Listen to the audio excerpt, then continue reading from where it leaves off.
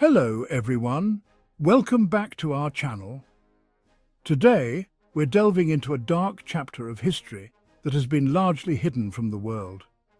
We're exploring the systematic erasure of Argentina's black population, a disturbing story of racism and whitewashing that continues to impact the country today.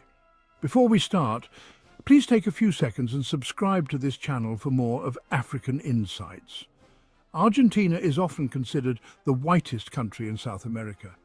But did you know that, like Brazil, Argentina was also colonized by the Spanish, who brought African slaves to the country? By the late 1700s, nearly 50% of the interior population was black, and in Buenos Aires, about 30 to 40% of the population was black or mulatto. So what happened? The current population of European ethnicity in Argentina stands at a staggering 97%, a figure that seems almost impossible when considering the significant black population in the 18th century. The answer to this question lies in a series of deliberate and horrific actions taken by Argentine leaders to eradicate the black population from their country. Many Argentinians today believe that their country never participated in the slave trade or that Afro-Argentines simply left the country. Both of these theories are completely false. The reality is much more sinister. When asked about Afro-Argentines, most Argentinians believe these myths because the targeted whitewashing of history has been so thorough. Former Argentine President Carlos Menem once infamously declared, "In Argentina, blacks do not exist. That is a Brazilian problem." This statement reflects the widespread ignorance and denial about the country's dark past. What actually happened to black Argentinians is so disturbing and inhumane that it would be shocking it wasn't being taught in classrooms if the world wasn't so inherently racist. During his presidency from 1868 to 1874, Domingo Faustino Sarmiento undertook a covert genocide against Afro-Argentines. Sarmiento's policies included segregating black communities into areas with poor infrastructure and healthcare, which became death traps during cholera and yellow fever outbreaks. The segregation of the black community from European descendants placed them in squalor with no decent infrastructure and healthcare. This became a death sentence when these outbreaks ravaged the community with no adequate measures to prevent or treat the illnesses. Sarmiento's genocide also constituted the forced recruitment of Afro-Argentines into the military, mass imprisonment for minor or fabricated crimes, and mass executions. He forced Afro-Argentines into the military, knowing full well that Argentina would not fare well in the Paraguayan War of 1864, sending thousands of Afro-Argentine men to their deaths. This war significantly impacted the gender balance, forcing Afro-Argentine women to have children with white or mixed Argentinian men.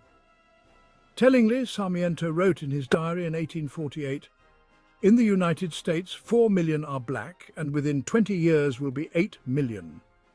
What is to be done with such blacks, hated by the white race? Slavery is a parasite that the vegetation of English colonization has left attached to leafy tree of freedom." This quote reveals his deep-seated racism and his desire to eliminate the black population from Argentina. The elimination of blacks from the country's history and consciousness reflected the long-cherished desire of successive Argentine governments to imagine the country as an all-white extension of Western Europe in Latin America. Sarmiento's actions were part of a broader effort by Argentinian leaders and intellectuals to erase the Afro-Argentine presence from all parts of Argentinian life, including culture.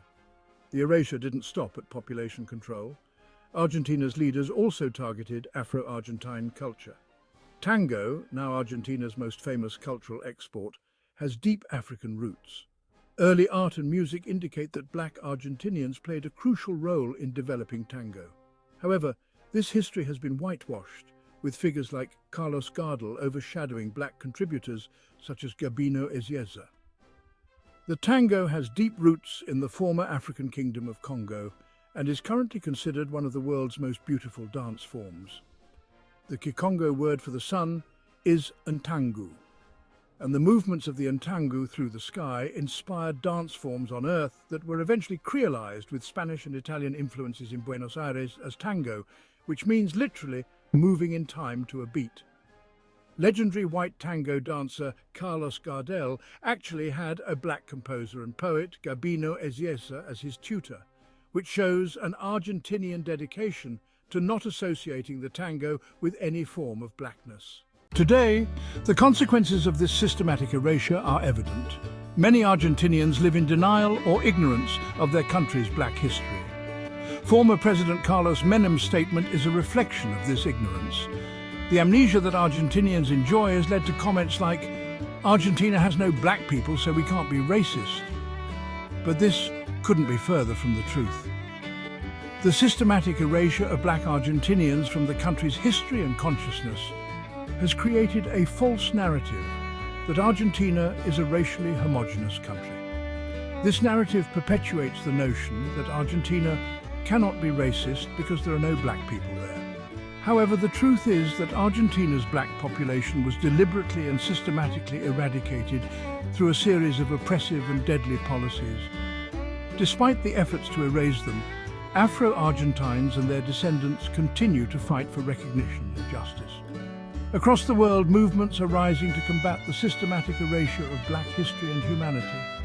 In Argentina, activists are working to reclaim their history and bring awareness to the contributions and experiences of Afro-Argentines. They are challenging the narrative that Argentina is a racially homogeneous country and demanding recognition and justice for the injustices committed against their ancestors. It is crucial to shine a light on these dark chapters of history and acknowledge the true history of Argentina. By doing so, we can start to make amends and honor the contributions of those who were unjustly erased. The story of Argentina's black population is a chilling reminder of how deeply rooted racism can reshape history and culture. The systematic erasure of Afro-Argentines from the country's history and consciousness is a testament to the lengths that some leaders will go to create a racially homogeneous society. This story is not unique to Argentina. Across the world, similar efforts have been made to erase the history and contributions of black people and other marginalized communities. These efforts are part of a broader pattern of systemic racism and white supremacy that continues to shape societies around the world. By understanding and acknowledging these truths, we can start to make amends and honor the contributions of those who were unjustly erased. We must challenge the narratives that perpetuate racism and work to create a more inclusive and just society. This means not only acknowledging the injustices of the past, but also addressing the ongoing impacts of systemic racism and white supremacy.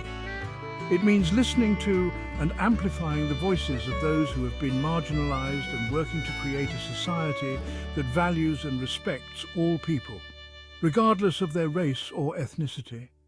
Thank you for watching, and don't forget to like, comment and subscribe for more untold stories from around the world.